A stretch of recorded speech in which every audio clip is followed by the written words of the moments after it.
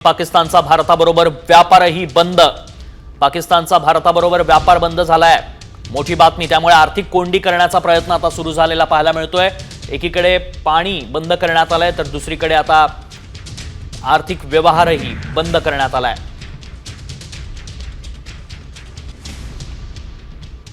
पाकिस्तान सरकारचा सगळ्यात मोठा निर्णय आता पाहायला मिळतोय आणि वाघा बॉर्डर देखील पाकिस्तानच्या बाजूची आता बंद करण्यात आली आहे।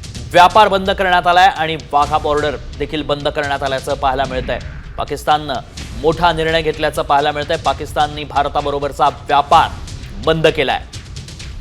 एकीकडे भारतानं आर्थिक कोंडी करण्याचा प्रयत्न केला, त्यानंतर आता पाकिस्ताननंही व्यापार बंद केलाय।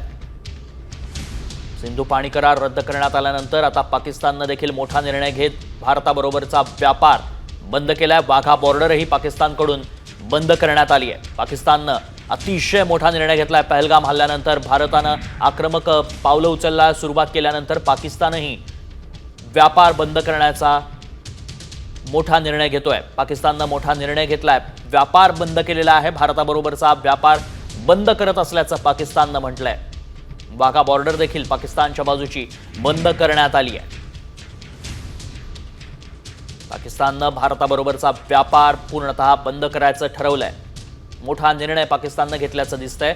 भारतानं एकीकडे आर्थिक नाड्यावळ्याला सुरुवात केली, त्यानंतर आता पाकिस्तानही व्यापार बंद करतोय। त्यामुळे याचे परिणाम काय होणार हे पाहणं महत्त्वाचं असणार आहे।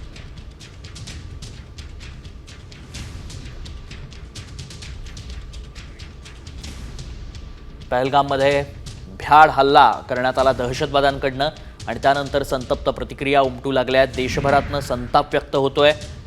इकडे जो पाक व्याप्त काश्मीर आहे तिथून दहशतवाद्यांचे व्हिडिओज प्रसारित केले जात आहेत। हाफिज सईदचे व्हिडिओ प्रसिद्ध केले जात आहेत आणि त्या माध्यमातून पुन्हा दहशत पसरवण्याचा प्रयत्न केला जातोय।